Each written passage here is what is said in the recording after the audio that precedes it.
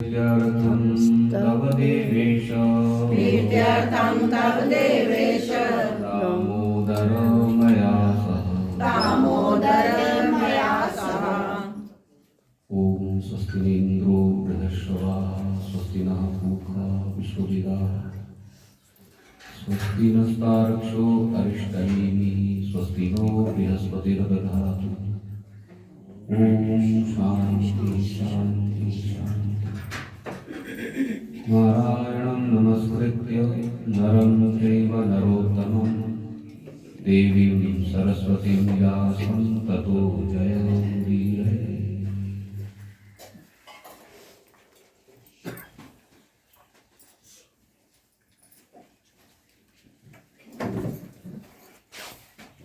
जय श्री कृष्ण जय श्री कृष्ण जय श्री राधे जय श्री राधे जय श्री कृष्ण जय श्री कृष्ण जय श्री राधे जय श्री राधे जय श्री कृष्ण जय श्री कृष्ण जय श्री राधे जय श्री राधे।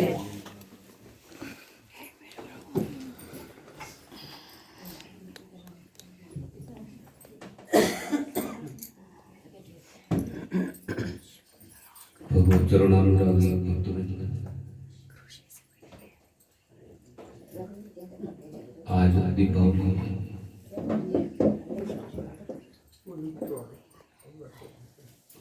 आपको एवं आपके परिवार को दीपावली की बहुत बहुत बधाई, शुभकामनाएं।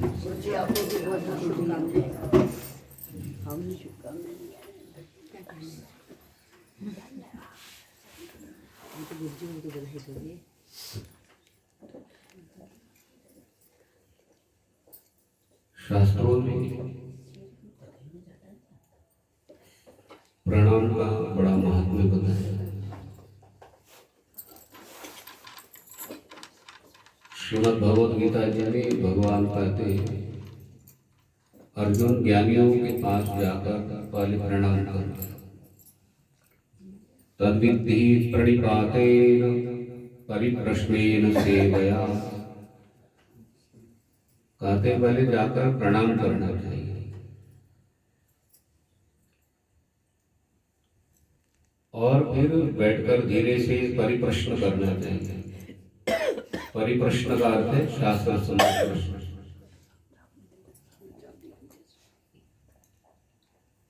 संसार में रहते हुए, परिवार में रहते हुए मेरा उद्धार कैसे होगा, अज्ञान की निवृत्ति कैसे होगी,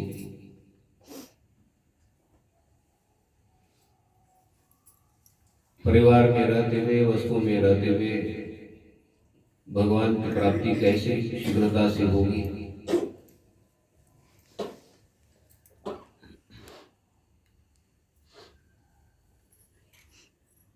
तो ऐसे शास्त्र सम्मत प्रश्न करना चाहिए। शास्त्र सम्मत प्रश्न करने से अपना भी कल्याण हो जाता है और जो प्रश्न का उत्तर सुन रहे हैं, श्रवण कर रहे हैं, उनका भी कल्याण हो जाता है और वक्ता का भी कल्याण हो जाता है।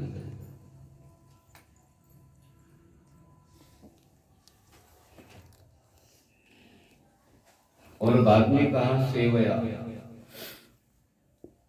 सेवा। तो गुरु जी के यहाँ या ऋषि मुनियों के यहाँ जाते हो तो कुछ सेवा थोड़ी सी करनी चाहिए। सेवा करते कोई ऐसी सेवा में दिखाई पड़ती है वे, तो सेवा करनी चाहिए। पहले शिष्य लोग होते, गुरु के यहाँ बर्तन धो लेते थे, झाड़ू लगा लेते थे, गौ भी चराने जाते थे और सेवा करते भज सेवायाम कहते, जो गुरु जी ने उपदेश किया है, बताया, उसका पालन करना है सबसे बड़ी सेवा है।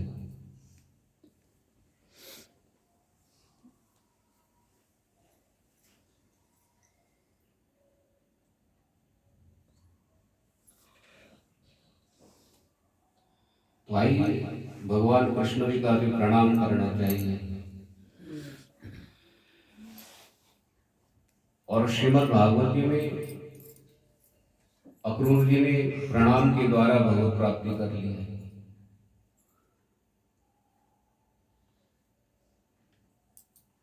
ब्रज में जा रहे थे तो प्रणाम करते हुए गए थे।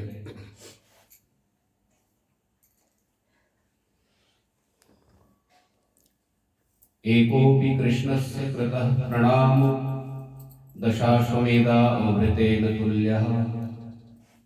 अतः प्रणाम भगवान को करते हो तो 10 अश्वमेध यज्ञों का फल प्राप्त हो जाता है। 10 अश्वमेध, एक यज्ञ नहीं, 10 अश्वमेध। प्रणाम करने में कितना समय लगता है? चाय बनाने में समय लगता है, चाय पीने में समय लगता है। गरम चाय पीनी चाहिए कि ठंडी चाय पीनी चाहिए? बोलो। और ठंडी चाय पिएंगे तो और जलते, गरम चाय पिएंगे ठीक ठीक, तभी भी सुर सुर सुर करके पी लेते हैं। और भगवान का नाम देखो सरल कितना है।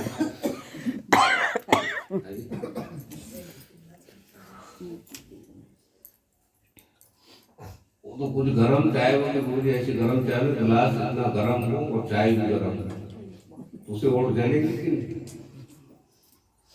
लेकिन इतना अभ्यास है, कहते हैं किसी ने शिकायत नहीं की भी हमारे वोट जल रहे थे। बोलो। अभ्यास है अनेक जन्मों का। और भगवान का नाम, भगवान को प्रणाम करना कितना समय लगता है। और दीर्घ काल प्रणाम कहाँ करते, एकदम सिर रखते ही उठाना नहीं चाहिए।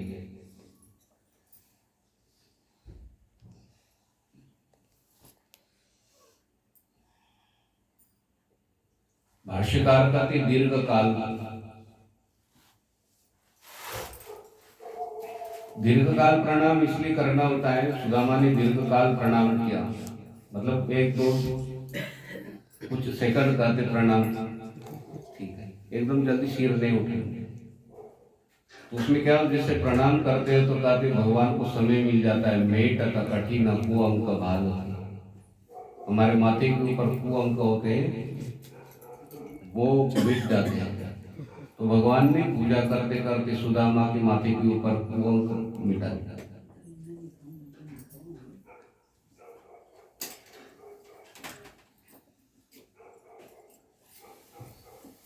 स्टैम्प होते, मुहर होती है बैंक में, पोस्ट ऑफिस में, कोर्ट कचहरियों में, स्टैम्प के ऊपर उल्टे अक्षर लिखे होते हैं।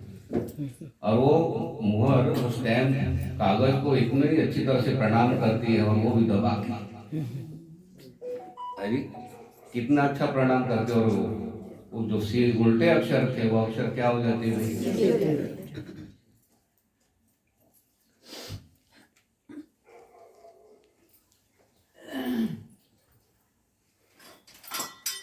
बैठो।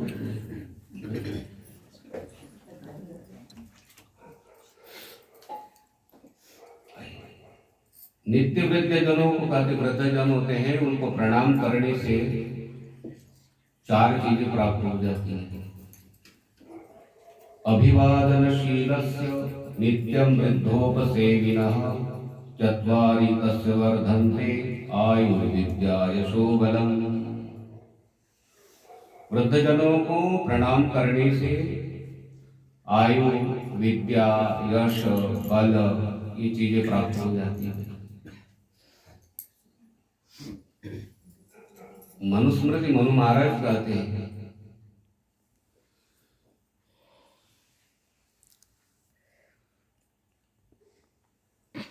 आयु, विद्या, विद्या, बुद्धि, कीर्ति,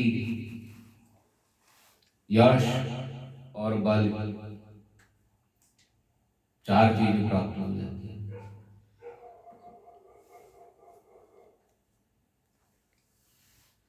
प्रतिदिन प्रातःकाल सोकर उठने के बाद जो बालक होते हैं,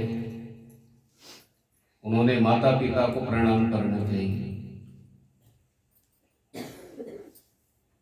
आचार्यों को प्रणाम करना चाहिए।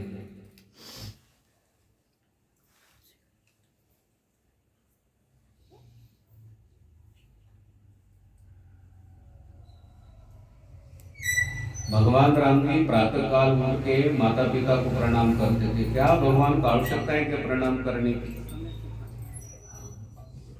भगवान ने कहा मानव शरीर धारण किया है, वे सबको प्रेरणा मिली है जी।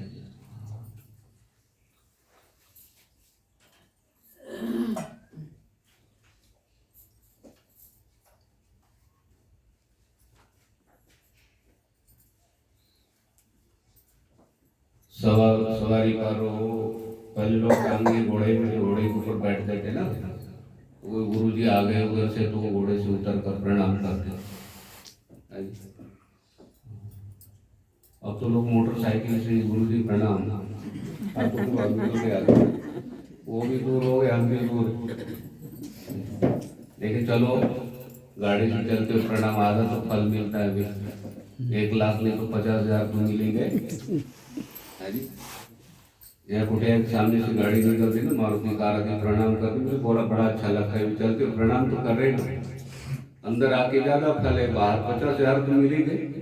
1 लाख फल है मान लो अंदर प्रणाम करने का, और बाहर से करने का 50,000, तो 50,000 कम मिल। और भगवान को प्रणाम देखो, गाड़ी में प्रणाम किया, भगवान स्वीकार करते भाई। विदुर जी ने बहुत दूर से प्रणाम किया था भगवान को, कोई भीड़ थी ज्यादा, और वो प्रणाम किया वहां से, और कहा प्रभु हमारे घर कब आओगे, ठीक है। क्योंकि विदुर जी को लगा भाई हम तो वैसे ही कुटिया में रहते ना, तो भगवान ने भी देखो इतनी व्यस्तता के अंदर में मिश्री आदि सारा स्वागत कर रहे थे वहां पे मथुरा में, बहुत स्वागत चल रहा था। तो उसी समय विदुर जी ने प्रणाम किया, प्रणाम करके कहा कि प्रभु हमारे घर कब आओगे, तो भगवान ने झट से सिर ऊपर कर लिया, और विदुर जी को ऐसे कर संकेत दे दिया कि आपके घर आऊंगा और आपका प्रणाम भी।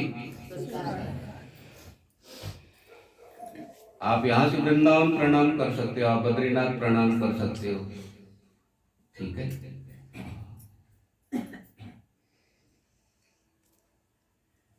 कोई अच्छी चीज भोग लगा रहे हो तो भोग लगाते लगाते, और यहाँ से आप वृंदावन में ठाकुर जी को भी लोग भोग लगा सकते, स्वीकार कर, ठीक है।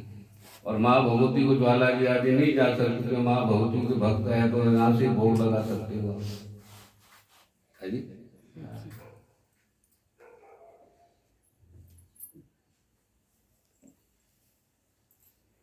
उनको भगवान को भोग लगता है तो अच्छी चीज होती है ना, ज्वाला जी लगी रहेंगे, यहाँ वहां पर भोग लगा देते। हाँ, यहाँ से सब और चारों तरफ घूमते हुए थाली को घुमा लिया, चारों सब विश्व में जितने भी देवता है सबको भोग लगा है जी। क्या फर्क पड़ता है उसमें, एक मिनट भी नहीं लगता है जी।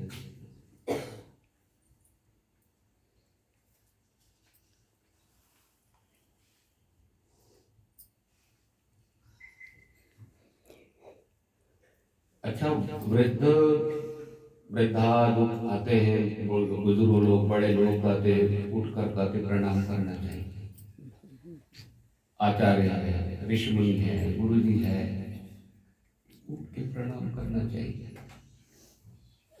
अब प्रश्न है क्यों करना चाहिए, लेकिन उठ के ही प्रणाम क्यों करना चाहिए। कहते हैं वृद्ध पुरुषों के या बड़े लोग आने पर कहते हैं मनुष्य के प्राण ऊपर उठते हैं, ये जो प्राणों की गति है बहुत तेज हो जाती है, ऊपर उठ जाते हैं प्राण। और जब उठकर प्रणाम करते प्रणाम करके कहते जब साधक बैठता है तो वो पुनः प्राण करते हैं धीरे धीरे हो जाते हैं। आपको बड़े लोग आते हैं ना, श्वास की गति हमारी बढ़ जाती है। अभी एकदम घर में आ गए ना कोई, श्वास की गति क्या हो जाती है।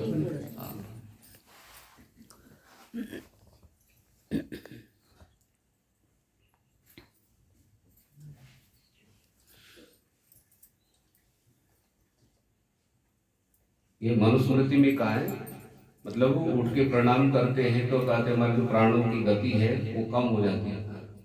कोई बड़ा व्यक्ति आता है एकदम से अंदर से ना तो प्राण ऊपर उठते हैं सब। प्राण का ऊपर उठना मतलब प्राणों की गति बढ़ जाती है।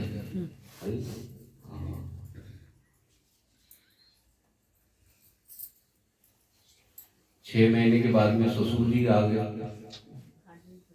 दरवाजा पर खटखट किया तो वो खोल दिया तो कौन है। तो उस समय गति क्या हो जाती है।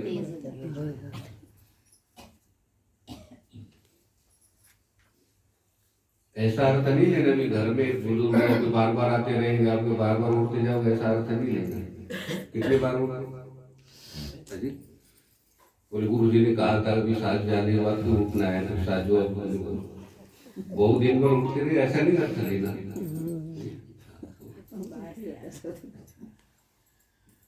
दिन में एक बार कहते प्रणाम कर लिया, ठीक है। तो बाहर से आते ना, साथी के पास में बाहर से कोई आते हैं, ठीक है। अब जैसे मैं आया हूँ ऊपर से, तो आप खड़े हो। अब मैं कभी माइक लगाने के लिए आऊंगा, कभी पंखा चलाने के लिए आऊंगा, तो आप बार बार उठोगे, ठीक है। और एक बार बैठने के बाद दोबारा उठना मतलब हर बार इसमें जाने।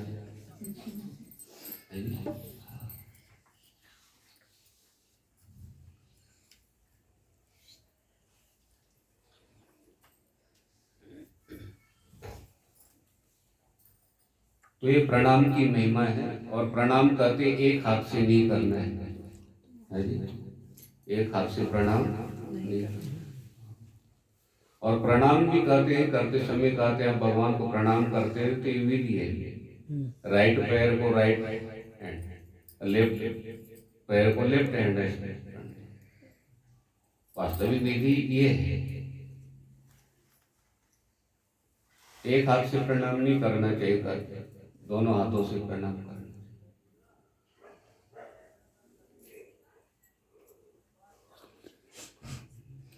उपलब्ध के अंदर में एक तार डाल दी और दूसरे छिद्र में नहीं डाली, तो क्या होगा भाई? देखो कितना फटाफट बोलते हो।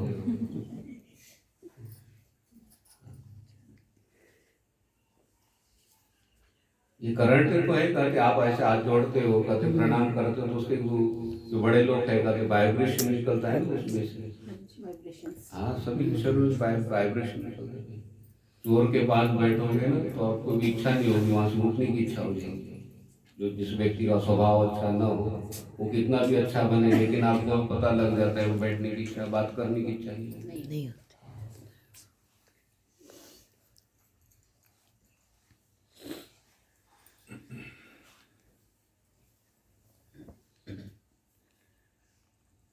आज दीपावली का पर्व है। ये दीपावली का पर्व क्यों मनाते हैं? दीपावली का अर्थ है देखो दीपमाला। दीपावली का अर्थ क्या है? दीपमाला। कहते आज भगवान के मंदिर में, तुलसी जी के पास, चौराहे पर, ठीक है, तो तीर्थों में गाते हैं, दीपदान करते हैं। छत के ऊपर कहते हैं दीपक रखना चाहिए, दरवाजे के पास दीपक रखना चाहिए, सरसों का तेल हो दीपक, ठीक है। और ये जो लड़िया आंखों के लिए अच्छी लगती है, इसका कोई फल नहीं है, बुरा नहीं मानना। इसका हमने भी सजा है। और हमने दीपक रखा है भगवान के पास। आपको लगता है दीपक जल रहा, उसमें पानी डाला नहीं, पानी वाली दीपक है, दिखने बड़े सुंदर लगते हैं, इसका कोई फल नहीं है, फल नहीं उसका। ये तो अच्छा लगता है दीपक। अब लड़िया ना सजाए तो गुरु जी की गल है, लड़िया नहीं सजाए। आप लड़िया नहीं लगाओगे तो आपको बोलेंगे नहीं। तो अभी बधारा के अंदर में क्या करना पड़ता है? उन्होंने लड़िया लगाया तो हमने और लड़िया अच्छी लगाई है जी। हाँ, अगली बार टोकरी वाली लड़िया लगा देना। वो टोकरी में लड़िया होती है, टोकरी बंद होती है, टोकरिया लटका भी दो चार, वो हमें लोक व्यवहार के लिए भी सजाना पड़ता है, लेकिन उसका कोई फल नहीं है, ठीक है। दीपक आपके घर में नहीं हो गया, हमने तो देखने के लिए चलो 7-8 लोग देखेंगे और दीपदान का भी है, लेकिन उसका फल नहीं है, ठीक है। अच्छा लगता है, चलो भगवान को सजाते हैं तो श्रृंगार है, ठीक है।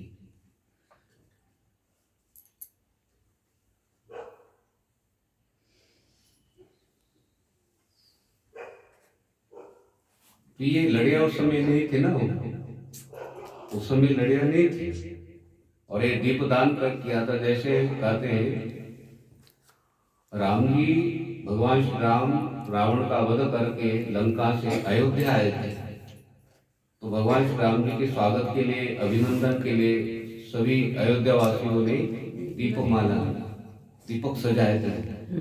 और दीपकों के द्वारा कहते दीपमालाओं के द्वारा स्वागत किया था। चतुर्दशी को नरकासुर का वध किया था भगवान श्री कृष्ण ने, राजाओं को और 16,000 राजकन्याओं को छुड़ाए नरकासुर के बंदी जेल से, कारागार से। तो भगवान का अभिनंदन करने के लिए, स्वागत करने के लिए सभी लोगों ने कहते दीपमाला सजाए थे, दीपमालाओं के द्वारा अभिनंदन किया था। और पांडव जिस समय वनवास से कहते हैं राज्य में आए थे तो सभी ने स्वागत किया था, ऐसा वर्णन आता है। विक्रमादित्य की जीत हो गई थी, उस समय भी दीपमालाओं को सजाया था। तो दीपावली के दिन कहते हैं दीपक आप प्रज्वलित करते हो तो रात्रि के समय में कहते हैं लक्ष्मी जी आते हैं और जिनके घर में दीपदान हो रहा है उनके घर में प्रवेश करें। एक राज्य में कहते किसी ने भी दीपक प्रज्वलित नहीं किया था दीपावली के दिन, एक ब्राह्मण देवता ने दीप प्रज्वलित किया था। तो लक्ष्मी ने सारे राज्य में घूमे तो ब्राह्मण देवता के घर में प्रवेश किया और ब्राह्मण देवता को कहा कि तुम्हारे घर में मैं 3 पीढ़ी तक रहूंगा। ठीक है, ऐसा वर्णन आएगा।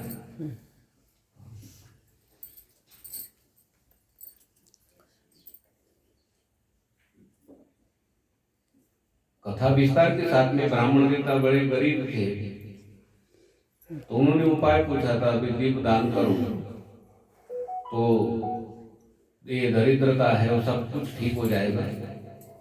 तो किसी ने वो बात मानी नहीं। ठीक है, किसी ने दीपक प्रज्वलित नहीं किया दीपावली को, लेकिन ब्राह्मण देवता ने दीप दान किया, दीप प्रज्वलित किया, उनके घर में कहते प्रवेश किया लक्ष्मी ने।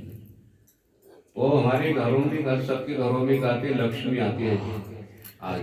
ठीक है, तो हमारे कोने काने का सारा सब साफ सफाई होनी चाहिए। ठीक है, इतनी सफाई हो नहीं पाती भाई, लेकिन कर लेना चाहिए। ठीक है, और सायंकाल में कहते दीप दान, दीप प्रज्वलित करना, लक्ष्मी जी, गणेश जी की, लक्ष्मी जी की, सरस्वती की पूजा करना। ठीक है, 5 बजे के बाद कहते 5:30 बजे संध्या काल के समय मुहूर्त शुरू हो जाते हैं। वैसे तो 3:30 बजे दुकानों में ब्राह्मण देवता पूजा करने के लिए जाते हैं, अमावस्या है। ठीक है, क्योंकि उनको ऐसा फैक्ट्री है, दुकान है, उनके लिए मुहूर्त अलग होते हैं। मजदूर, नौकर, वर्कर जो होते हैं 5, 5:30 बजे तक होते हैं, उसके पहले पूजा हो जाती है, फैक्ट्री कंपनी में सबको छुट्टी मिल जाती है, उस अनुसार मुहूर्त होते हैं। लेकिन वास्तविक मुहूर्त संध्या काल में कहते हैं दीपदान करना है, साथ में पूजा करनी है। ठीक है, गणेश पूजन पहले, फिर लक्ष्मी जी का पूजन और फिर सरस्वती पूजन। छोटी विधि आप जैसी विधि आते आप विधि से कर लीजिए। ठीक है, जैसे शिव जी की पूजा करते ना, सिक्का हुआ आपके पास में, उसके ऊपर गणेश जी का होता है चित्र। ठीक है, पहले उससे स्नान कर लिया, जल से, फिर दूध से, फिर वस्त्र से साफ कर लिया, फिर अच्छी तरह से जैसे भगवान की पूजा करते हैं। ठीक है, क्रम से पहले गणेश जी पूजन, फिर लक्ष्मी जी का पूजन और फिर सरस्वती।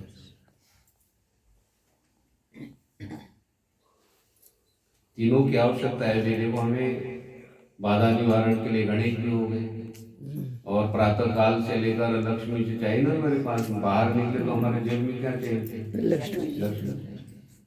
और लक्ष्मी जी को संभालने के लिए क्या चाहिए? ज्ञान चाहिए, विद्या, हाँ, बुद्धि चाहिए ना। तो बुद्धि प्रदान, ज्ञान प्रदान कौन करते हैं? सरस्वती।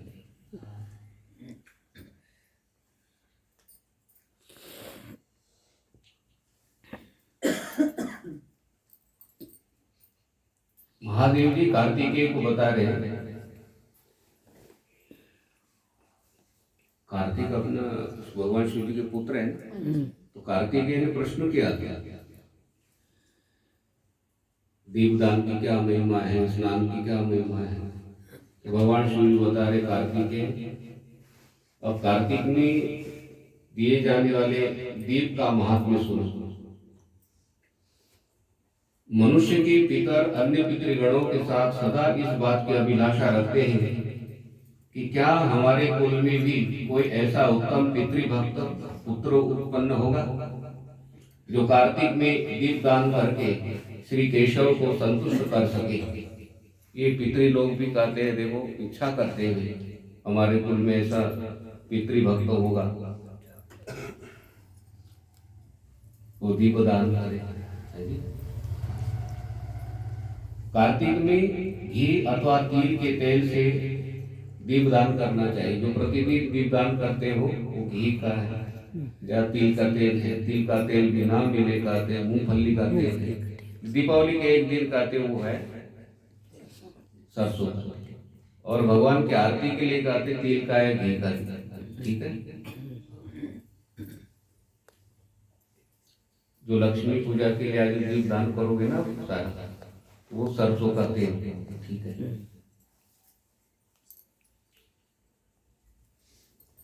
तो हमारे लिए तो लाभ हो ही गया कहते। और पितरों को कहते, जो बुजुर्ग पितर है उनको भी कहते हैं बड़ा लाभ मिलता है।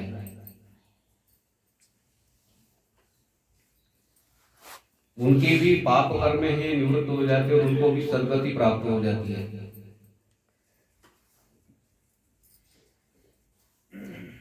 इसलिए तो भाई देखो, हम पाठ करते हैं ना श्रीमद् भागवत का, चतुश्लोकी भागवत। हम भी नानी की नानी कब बनेंगे कि नहीं, दादाजी के दादाजी। किसी को पूछते भाई दादाजी के दादाजी का नाम क्या है, कोई बता सकते? उनकी शकल भी देखो हमारे सामने आती है। तो हम बुरा नहीं मानना, हम भी कई हजार साल के बाद में, 500 साल के बाद में अब किसी के दादाजी, नानी की नानी, दादाजी के दादाजी ऐसे बनेंगे कि नहीं है जी। और कोई दीपदान करे, कोई पाठ करे, तो इसलिए अपने को पंगा लेना है। हम अपना स्वयं अपना पाठ करते हैं। ठीक है। धन संपत्ति बहुत है लोगों के पास, शहरों में भी धन संपत्ति, उनको बोलते भागवत सप्ताह करो भाई, उनके लिए तो की करना है, तो चले ही गए है जी। पूरा नहीं मानना। कितना भी धन हो कहते हैं वो, कोई विधि होगी नहीं होगी पता नहीं ना है जी।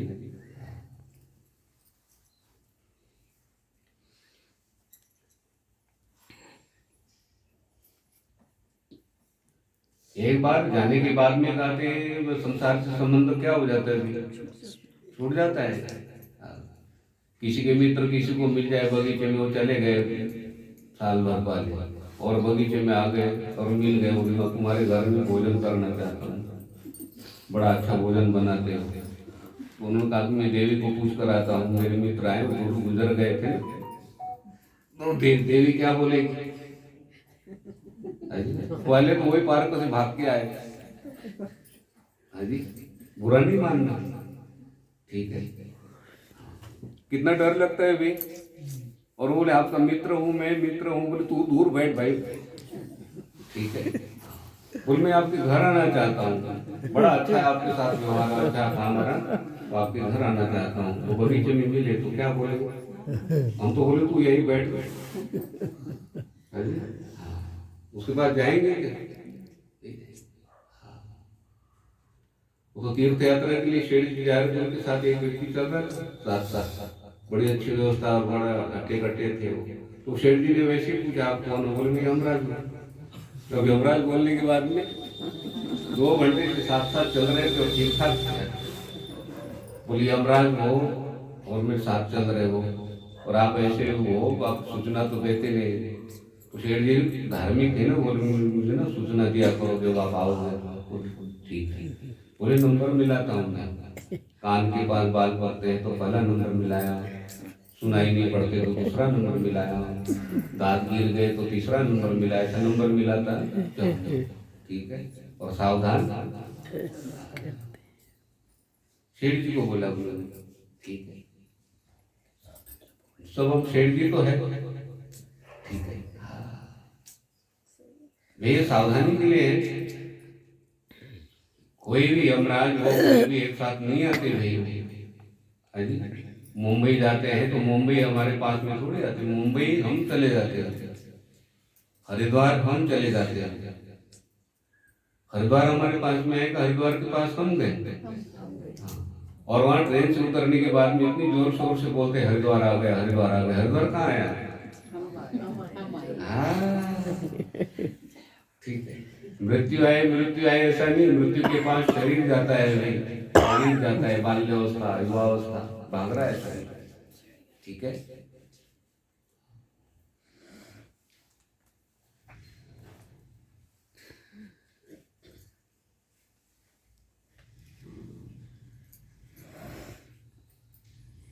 जिसने कार्तिक में भगवान केशव के समक्ष दीप दान किया, उसने संपूर्ण यज्ञों का अनुष्ठान कर लिया है और समस्त तीर्थों में गोता लगा लिया है। कितनी महिमा बताई। जिसने कार्तिक मास में दीप दान किया, जैसे आप तुलसी की लकड़ी से प्रज्वलित करके दीप दान करते हैं, तो यहाँ पर भगवान शिव जी कहते हैं कार्तिकेय, जिसने भगवान केशव के समीप दीपदान किया है उसने संपूर्ण यज्ञों का फल पा लिया, मतलब संपूर्ण यज्ञों का अनुष्ठान कर लिया। वाजपेयी, राजस्वेय जैसे यज्ञों के नाम बताए, और समस्त तीर्थों में कहते गोता लगा लिया। समस्त तीर्थों में एक साथ स्नान कर सकते, जो गंगा में स्नान कर रहा है वो प्रयागराज में, जो प्रयागराज में स्नान कर रहा है वो पुष्कर तीर्थ में नहीं है, जो पुष्कर तीर्थ में स्नान कर रहा है वो गंगा सागर में नहीं है, जो गंगा सागर में स्नान कर रहा है वो प्रयागराज में। एक साथ तीर्थों में स्नान कर सकते हैं, तो कितना बड़ा फल कौन बता रहे? भगवान शिव जी बता रहे। ऐरू गैरू न तू खैरू नहीं, भगवान शिव जी बता रहे। ऐरू गैरू न तू खैरू, वो समझ। हाँ,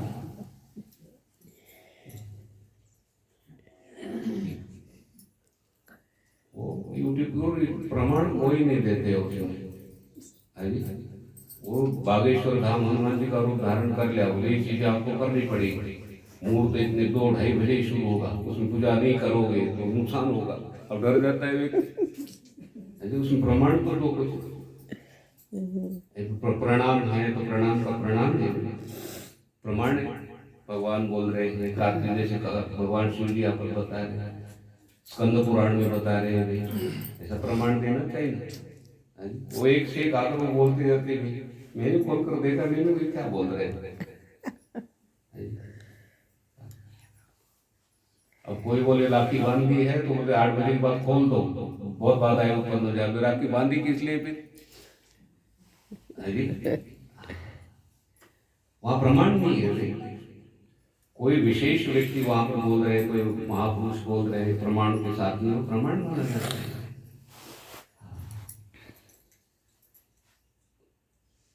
गुरु जी बोल रहे हैं, वहां पे किसी गुरुदेव बोल रहे हैं, कोई महापुरुष बोल रहे हैं प्रमाण के साथ में, वो माना जाता है। लेकिन ऐसे ऐरू गैरू न तू खैरू कुछ भी बोले है जी।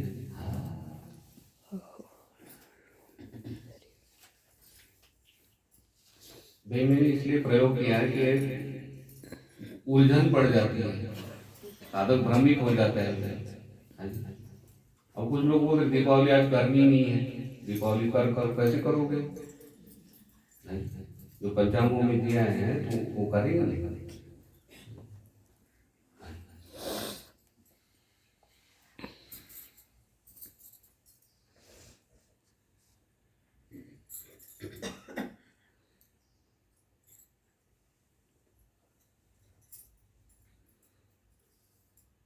लीलावती ने कहते हैं कोई सत्कर्म नहीं किया था, सारा जीवन कहते ऐसा ही चला गया उनका, लेकिन कहते हैं उन्होंने दीपावली के दिन कहते हैं दीप दान किया था। कार्तिक मास में उन्होंने दीप प्रज्वलित किए थे, दीप दान किए थे, तो कहते हैं वो शुद्ध होकर कहते हैं स्वर्ग को चली गई है। अब देखो आपने प्रमाण दिया, भगवान शिव जी कहते हैं रात्रि में सूर्यास्त हो जाने पर कहते हैं घर में, गौशाला में, देववृक्ष के नीचे, देववृक्ष ना तुलसी, वटवृक्ष, पीपल का वृक्ष, ठीक है, मंदिरों में दीपक जलाकर कहते प्रज्वलित करके रखना चाहिए।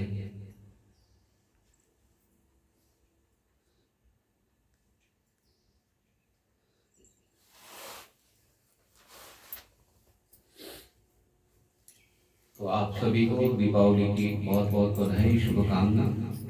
और आज मंदिर में जाना हो, किसी मंदिर में जल्दी आप जाएं, ठीक है।